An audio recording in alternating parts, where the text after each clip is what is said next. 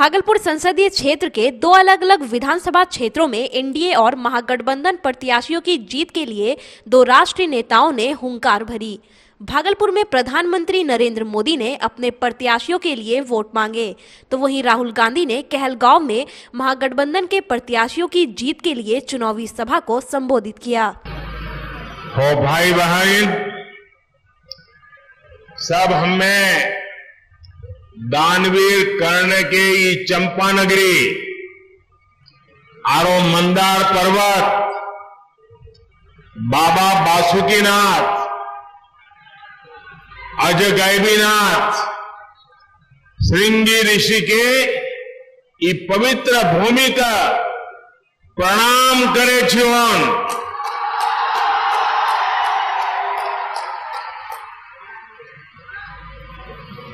बिहार के लोकप्रिय मुख्यमंत्री मेरे मित्र श्रीमान नीतीश कुमार जी,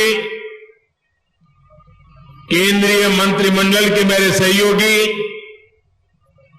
अश्विनी कुमार चौबे जी, एनडीए के सांसदगण, विधायकगण और मेरे प्यारे भाई और बहनों,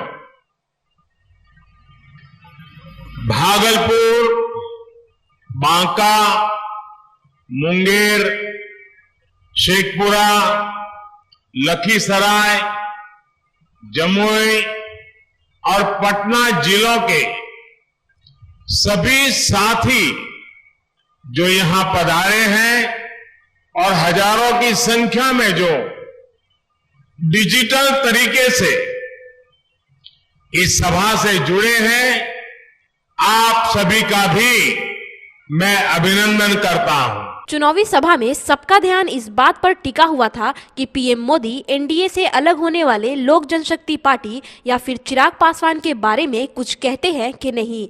लेकिन सभी कयासों पर विराम लगाते हुए पीएम मोदी ने सीधा तो कुछ नहीं कहा, लेकिन इशारों में लोगों से कहा कि बिहार में भाजपा, जदयू, हम पार्टी और वीआईपी के गठबंधन यानी एनडीए की सरकार जरूरी है और इन्हें भारी बहुमत से विजय बनाए।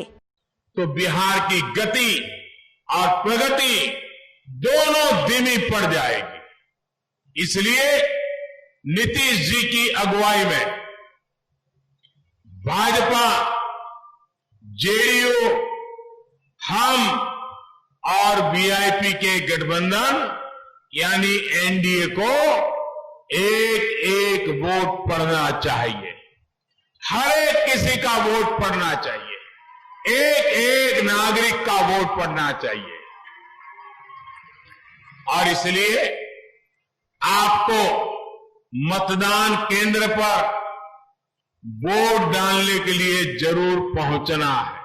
धारा 370, 3 तलाक और राम मंदिर का मामला हो या कृषि विधेयक, विपक्ष को घेरते हुए प्रधानमंत्री ने कांग्रेस पर सीधा प्रहार किया। उन्होंने कहा, सत्ता में आने के बाद 370 धारा वापस लाने वाले कभी भी देश का विकास नहीं कर सकते। सीधे राजद पर निशाना साधते हुए प्रधानमंत्री मोदी ने कहा, बिहार बेहतर कानून व्यवस्था का हकदार है, ये कौन सुनिश्चित करेगा? वे जिन्होंने गुंडों को खिलाया पिलाया और पाला या वो जिन्होंने गुंडों पर डंडा चलाया। एनडीए के विरोध में आज जो लोग खड़े हैं वो देश हित के हर फैसले का विरोध कर रहे हैं। जम्मू कश्मीर से धारा 370 हटाने का फैसला हो, ये लोग विरोध कर रहे हैं। 3 तलाक के विरुद्ध कानून बनाकर मुस्लिम महिलाओं को नए अधिकार देना हो, ये लोग विरोध कर रहे हैं। भारत की जांबाज सेना आतंकियों पर कोई कार्रवाई करे, सरहद पर तिरंगे की शान बढ़ाए, ये लोग विरोध में हैं। सुप्रीम कोर्ट अयोध्या में भव्य राम मंदिर बनाने को कहे, ये लोग उसका भी विरोध करते हैं। राष्ट्र हित में कोई भी कुछ भी फैसला ले, ये लोग विरोध में है। हमेशा विरोध में रहने वाले ये लोग बिहार को विकास नहीं, बर्बादी के पुराने रास्ते पर ही ले जाएंगे।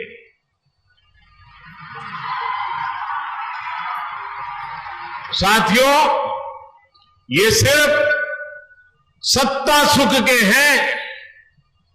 आपकी जनता की सेवा से, आपकी जरूरतों से इन लोगों का कोई सरोकार नहीं है। बिहार अच्छी शिक्षा के अवसरों का भी हकदार है। क्या ये उन लोगों द्वारा सुनिश्चित किया जा सकता है जिन्हें शिक्षा का महत्व ही नहीं है? उनका स्पष्ट निशाना तेजस्वी यादव थे। पीएम ने कहा, नए कानून से अब बिहार में कृषि इंफ्रास्ट्रक्चर पर और तेजी से काम होने की संभावना बनी है। अब बिहार के गाँवों में, छोटे शहरों में कोल्ड स्टोरेज की व्यवस्था का और भी विस्तार होगा।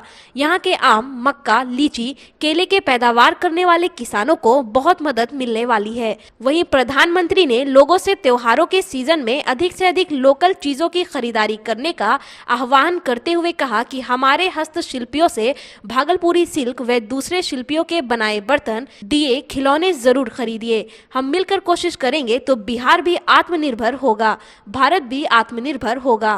जब फूड प्रोसेसिंग से जुड़ी कंपनियां यहां आएगी तो किसान की आय में भी बढ़ोतरी होगी। साथियों, एनडीए के विरोधी दल जब किसानों के लिए कुछ कर नहीं पाए तो अब किसानों को लगातार झूठ बोलने में जुट गए। आजकल ये लोग एमएसपी को लेकर अफवाहें फैला रहे हैं। भाइयों और बहनों, ये एनडीए की ही सरकार है जिसने किसानों को लागत का 1.5 गुना एमएसपी देने की सिफारिश लागू की थी। ये एनडीए की ही सरकार है जिसने सरकारी खरीद केंद्र बनाने और सरकारी खरीद दोनों पर बहुत जोर दिया। जब ये लोग सरकार में थे, उसकी तुलना में बिहार में ही मैं उनकी पुरानी सरकारें और नीतीश जी की सरकार की तुलना करता हूं। बिहार में ही धान की सरकारी खरीद 4 गुना और गेहूं की सरकारी खरीद 5 गुना बढ़ी है। साथियों, इनके पास आज तक इसका जवाब नहीं है कि जब इनकी सरकार थी तब एमएसपी पर फैसला क्यों नहीं लिया। बागियों से जूझ रही भागलपुर विधानसभा में एनडीए के कार्यकर्ताओं को प्रधानमंत्री नरेंद्र मोदी द्वारा भागलपुर में चुनावी सभा करने के बाद एक संजीवनी अवश्य मिली है। प्रधानमंत्री का भाषण सुनकर लौट रहे कार्यकर्ता हाउ इज द जोश के मूड में नजर आए। भाजपा हो या जदयू के कार्यकर्ता हो, उनमें आशा की एक किरण अवश्य जगी है। चुनावी परिणाम जो भी हो, पीएम के दौरे के बाद एनडीए कार्यकर्ता एक नई ऊर्जा के साथ चुनाव प्रचार करने में जुट गए हैं। प्रधानमंत्री के भाषण के बाद कितनी बदली है चुनावी फिजा और कैसा है कार्यकर्ताओं का जोश, आइए उनसे सुनते हैं। जिस क्षेत्र में जाते हैं उस क्षेत्र का वोट बैंक बढ़ जाता है। यह तो भागलपुर है और भागलपुर की धरती पर वो आके संबोधित किए हैं। इसलिए हम लोग अनुमान लगाते हैं कि भारतीय जनता पार्टी का जो कोर वोटर है उसके अलावे 15% वोटर में हमें वृद्धि मिलेगी और हमारा प्रत्याशी भारी मतों से विजयी होंगे। नरेंद्र मोदी जी का एक ऐसा छवि बन गया है देश में कि लोगों को लगता है कि वो जहाँ जाते हैं वो कुछ न कुछ अनोखा काम करके आते हैं। आज भागलपुर की धरती से वो दहाड़ के गए हैं। मुझे पूर्ण विश्वास है कि हम सभी को इसका लाभ मिलेगा। देखिए, नरेंद्र मोदी जी तो एक प्रधानमंत्री हैं, दूसरा वो ऐसे महान व्यक्तित्व हैं, उनके भागलपुर आगमन से हर जगह भाजपा एनडीए की सरकार की वाहवाही हो रही है और हर इंसान के हृदय में एनडीए का मतदान का अब छा गया है। आपको जनता ने दिखा दिया और उन्होंने मोदी मोदी के नारे के साथ ये वातावरण गुंजयमान हुआ और मुझे लगता है कि जिस प्रकार का प्रेम नरेंद्र भाई मोदी जी को बिहार की जनता के लिए और विशेषकर हमारे अंक जनपद भागलपुर के लिए है, ये देखते ही बनता है। आज पहला उनका रैली प्रारंभ हुआ और वो भागलपुर आए। मुझे लगता है कि जो उन्होंने लोकल की बात कही है, जो ग्लोबल ले जाने की आवश्यकता है, आज जर्दालू आम हो, कतरनी चूड़ा हो, मंजूसा पेंटिंग हो, चाहे भागलपुर अंग जनपद का सिल्क नगरी का सिल्क हो, उस व्यापार को बढ़ाने के लिए जो उन्होंने संकल्प दिलाया है और उसे ग्लोबल वे में ले जाने की जो बात कही है, ताकि ज्यादा से ज्यादा हाथों को मजबूती मिले, ताकत मिले और उनके पास जो रोजगार नहीं है उन्हें रोजगार भी मिले। मुझे लगता है कि आज ऐसे ऐतिहासिक रैली में उनका जो संकल्प दिलाया हुआ है वो सार्थक होगा। उसके लिए उन्हें बहुत बहुत आभार देखता हूँ। मैं प्रधानमंत्री के आने मात्र से ही सभी कार्यकर्ता और जनता में एक ऊर्जा प्रदान हो जाती है और प्रधानमंत्री जी ने सबको ये सब चीज़ समझाने का प्रयास किया कि जनता को कि अगर भाजपा डबल इंजन की सरकार बिहार में रहेगी तो जो है सो तभी बिहार का विकास संभव है। अगर हम लोग कोई भी जनता कोई भी गलती करते हैं इसका खामियाजा पूरा बिहार को भुगतना पड़ेगा। हम गरीब गुरुआ किसान परिवार के लिए भाई नरेंद्र मोदी जी 24 घंटा में लगे रहते हैं, 2 ही घंटा सोने का काम करते हैं। इससे आप समझ सकते हैं कि गरीब गुरुआ माताओं पर पिता पर कितना असर पड़ेगा, जिनके लिए पूरा सबके लिए सोचते हैं, बच्चों से लेकर के बुजुर्ग तक की सोच है। कहलगांव में आयोजित रैली के दौरान राहुल गांधी ने बिहार के सीएम नीतीश कुमार और प्रधानमंत्री नरेंद्र मोदी पर निशाना साधा। राहुल गांधी ने एक ओर जहां चीन और कोरोना सरीखे राष्ट्रीय मुद्दों पर घेरते हुए कहा कि प्रधानमंत्री ने ये कहकर सैनिकों का अपमान किया है कि लद्दाख में भारतीय क्षेत्र में किसी ने घुसपैठ नहीं की। चीन की सेना ने हमारे 20 सैनिकों को शहीद किया और हमारी 1200 किलोमीटर जमीन ली है। जब चीन हमारी जमीन के अंदर आया तो हमारे पीएम ने वीरों का अपमान करते हुए ये क्यों बोला कि हिंदुस्तान के अंदर कोई नहीं आया। आज कहते हैं कि मैं सिर झुकाता हूँ। पूर्व कांग्रेस अध्यक्ष ने कहा कि बिहार के प्रवासी कामगार जब दूसरे राज्यों से वापस अपने घर लौट रहे थे तब प्रधानमंत्री नरेंद्र मोदी ने उनकी मदद नहीं दबी हुई है। आज हिंदुस्तान का किसान गुजरा हुआ है। आज हिंदुस्तान का छोटा दुकानदार घबराया हुआ है। इसीलिए चाइना हिंदुस्तान के अंदर घुसा है। नरेंद्र मोदी जी को झूठ बोलना बंद करना चाहिए। नरेंद्र मोदी जी को इस देश के युवाओं को ये जवाब देना चाहिए चाइना को हिंदुस्तान से किस देश पर बाहर उठा के फेंके। आज आते हैं कहते हैं मैं जवानों के सामने सिर झुकाता हूं।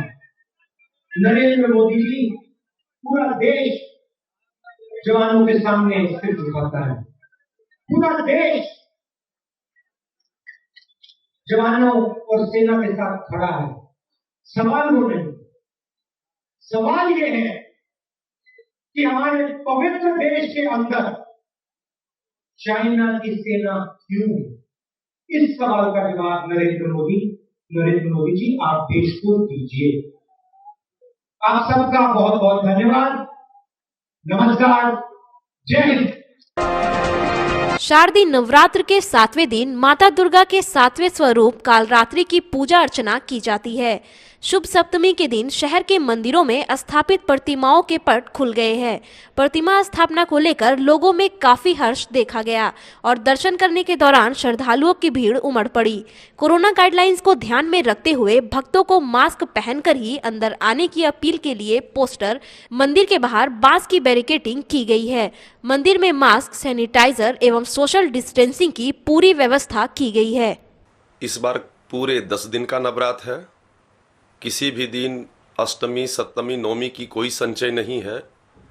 शुक्रवार 23 तारीख को विधिवत सप्तमी मनाई जाएगी। रात्रि काल में अष्टमी रहने के वजह से निशा पूजन भी आज शुक्रवार को ही होगा। कल महाअष्टमी का लोग व्रत रखेंगे शुक्रवार को, शनिवार को, और विधिवत खोचा माँ को सुहागवती स्त्रियां अपने सुहाग के लिए, पुत्र की कामना के लिए, दीर्घायु के लिए, पति के सौभाग्य के लिए प्रातः काल से लेके संध्या काल तक खोचा मैया को अर्पण करेंगे कल शनिवार को। और महानवमी का व्रत रविवार को मनाया जाएगा। हवनादि, बलि पूजन इत्यादि सारा कार्य रविवार 25 तारीख को मनाया जाएगा। एवं दूसरे दिन 26 तारीख को प्रातः काल से विजयादशमी का उत्सव स्टार्ट हो जाएगा। हम लोगों ने सरकार के और प्रशासन की तरफ से जो भी दिशा निर्देश मिला है और सेंट्रल दुर्गा पूजा कमेटी की तरफ से भी हम लोग को निर्देश मिलता है, हम लोग उसका ही अनुपालन करते हैं। तो इन तीनों की तरफ से जो निर्देश मिला है उसी का पालन करते हुए हम लोग यहाँ सारा कार्य कर रहे हैं। अब सुरक्षा की यहाँ काफ़ी व्यवस्था की गई है। हर 2 घंटे पर माइक से हम लोग अनाउंसमेंट यहाँ करते रहते हैं कि भाई ये मास्क बनाएं, सोशल डिस्टेंसिंग बनाएं।